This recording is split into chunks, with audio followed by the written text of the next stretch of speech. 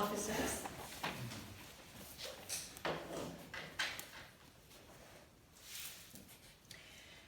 Public speaking has always come very easy to me. It was the center of my career as a teacher for many years, and then for 23 years I was a social work administrator.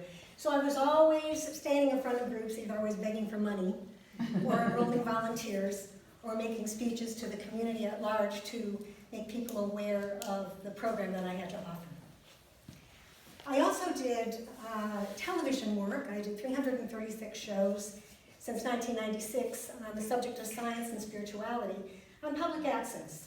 So I'm not a stranger to a microphone or a podium. But when Toastmasters came to my attention many years ago, I thought, well, I don't need Toastmasters.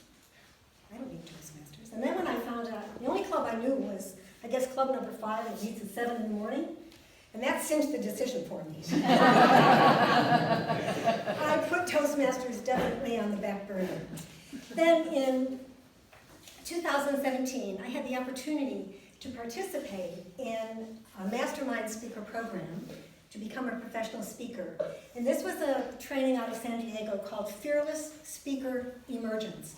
And it was a training for people that wanted to become transformational speakers and storytellers. It was a very intense program.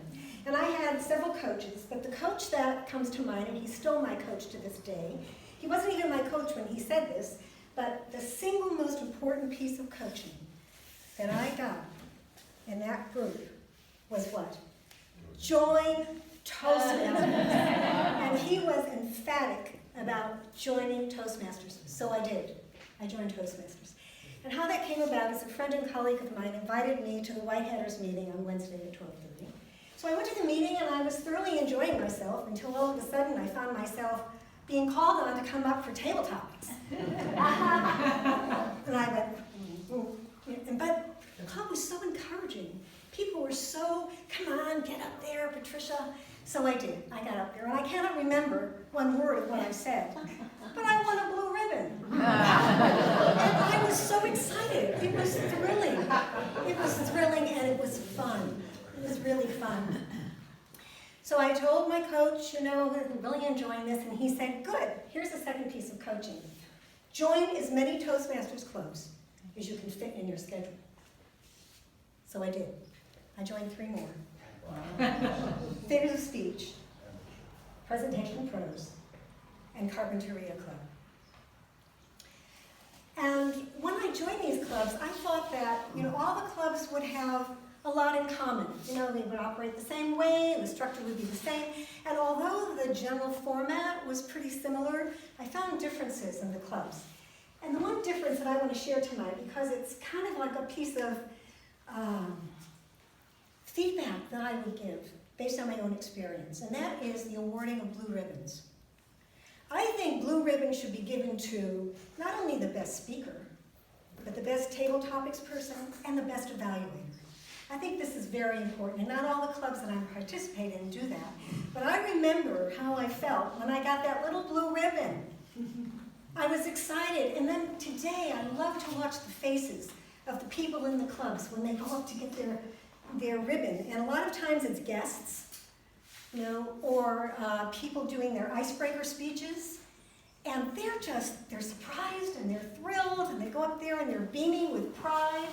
And it really bolsters their confidence, so that then they're much more likely to take on another speaking role, whether it's a speech or table topics or evaluator or Toastmasters or whatever it would be. So the other thing that I really appreciate about Toastmasters is the feedback. I love getting the feedback. I think it's very important. And I get those little pieces of paper and I read them over and I go over them with my coach. And I put them all in this very special box in my office. So I have them all there, and I have stacks of them, and I really love it, and I refer to them as well. So Toastmasters has been a wonderful experience in my life. When I first joined the clubs, I found everyone so friendly and so supportive in all the clubs, really bending over backwards to make it comfortable for you. And although I was a little freaked out about as joining 4 clubs and doing a lot of speaking. It kind of scared me a little bit, but you know what? How do we grow? We grow when we get out of our comfort zone. When we're out of our comfort zone, it pushes us up to the next level of excellence for ourselves, and it also role models for other people. So I think it's really, really important. It's important really for everyone. So in summary, I would say that Toastmasters has improved my speaking, but it's improved my life. Not only has my speaking been improved, the most important thing about the improvement of my speaking is that I'm more confident now, and I'm less self-conscious. I know how to pause and make eye contact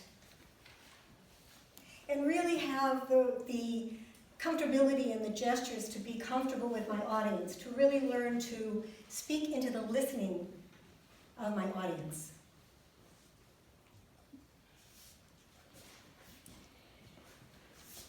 Another thing that Toastmasters has really helped me with, and this is something I've been working on for a long time, is to connect my head with my heart.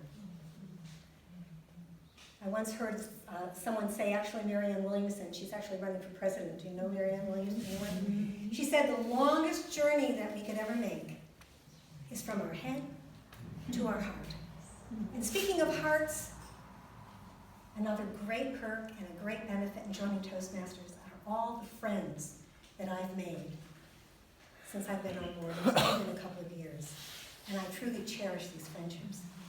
So in closing, I'd like to say that Toastmasters is beneficial for everyone, no matter what level of speaking they have. But you know what? It's also a fabulous journey for personal growth, and I really appreciate being a member. Thank you very much.